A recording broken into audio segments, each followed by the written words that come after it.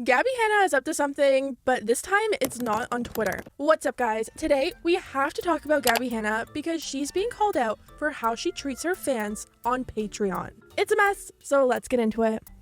Exposed. Exposed. You're exposed. You're exposed. You are exposed. Exposed, exposed, exposed, exposed, exposed. You are exposed, sir. I'm going to expose you. Expose you. Oh my God, expose you. So, this tea dates all the way back to our favorite year, 2020. Recently, a YouTuber named Sid did an entire video on what's been happening on Gabbie Hanna's Patreon, and it's pretty concerning. According to Sid, there was this group of fans, well, ex-fans now, who kind of felt like they weren't really getting what they were paying for, so they decided to make a huge Google Doc outlining everything wrong with her Patreon. Let me start off by saying this Google Doc isn't even bad.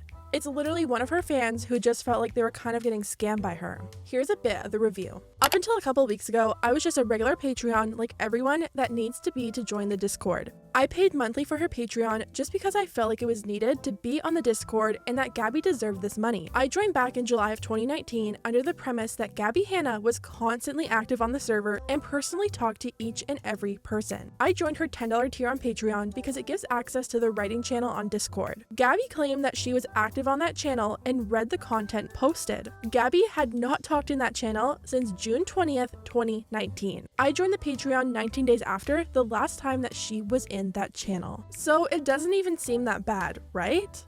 Well, Gabbie thought otherwise. These ex-fans made a separate server where they were talking about the contents of the Google Doc and how they were feeling pretty let down by Gabbie. Unknowingly to some, an ex-fan in the chat actually added Gabbie to it. So Gabbie was kind of just sitting there eavesdropping on the tea and then decided to drop a bomb, writing, "Hey guys, I just wanted to give you a heads up about the lawsuit."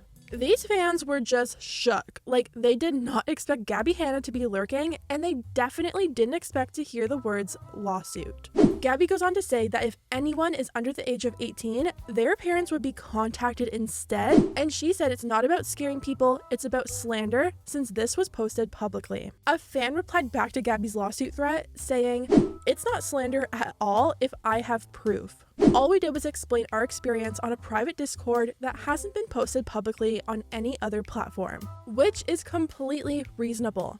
When you provide a paying service for people, they have every right to leave you a good or bad review based on their customer experience. These are fans paying for you to have the life that you do, and in return, you're expected to provide them with what you promised. Gabbie then goes on to say, "I'm coming in as an adult, giving you guys a heads up." She then goes on to say that she isn't suing anyone, but literally like 2 minutes ago, she said that she wanted to give them a heads up about the lawsuit.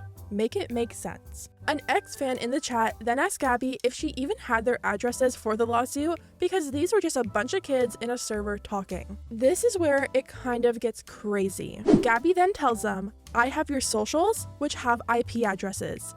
Yes." Now, I'm thinking back to when I was these fans' age. If some huge influencer told me that they had my IP address and that they were gonna file a lawsuit against me for a review, I would probably be freaking out. Gabbie knows that these are just young fans, and I almost feel like this was just her way into using scare tactics into pressuring these fans to delete the Google Doc review. After a bit of back and forth between Gabbie and the ex-fans, Gabbie says, "Do you guys want to give me a contact email that you can control, as opposed to like them reaching out to people to get you? Because that's how it works if you don't have public info." Again, guys, this isn't at all. I don't want to see anyone in trouble. Now, this right here doesn't sit right with me at all. Gabbie is the one trying to get these kids in trouble and scare them, yet at the same time she's trying to almost manipulate them into thinking that she's just trying to help them out. Then one fan says, "How about we agree to not talk to you or about you anymore publicly and move on?" And Gabbie replied, "Would you sign papers that hold you to that? Because I'm okay with that." Like, what?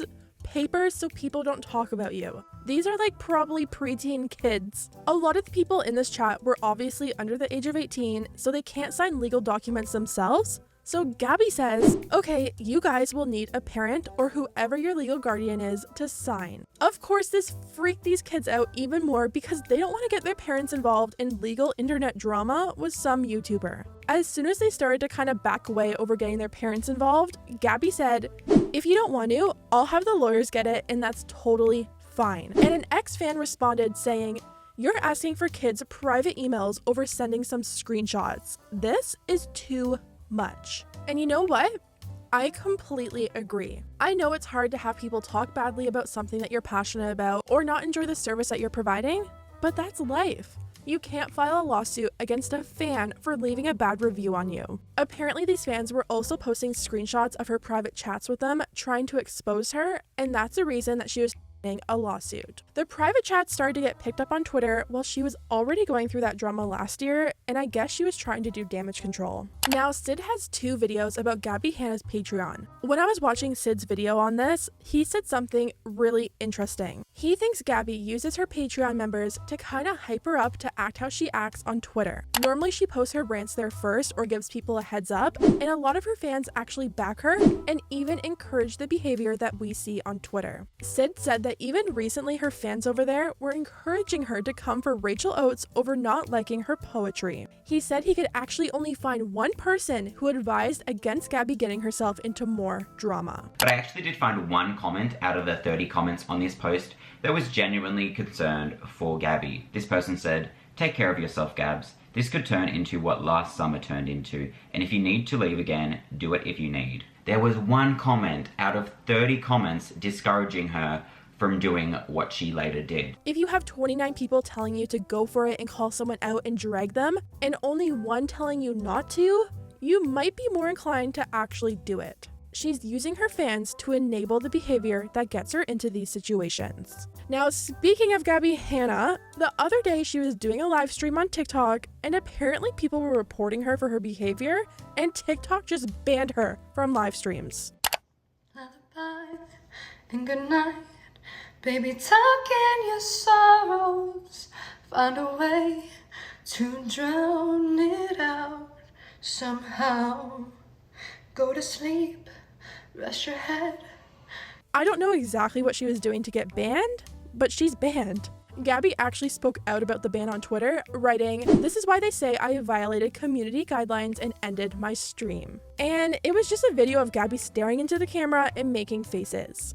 Now look, I wasn't there, so I don't know if this was even a fair ban, but I guess it'll be a while until we see live streams from her. Anyways guys, let me know what you think about everything down below.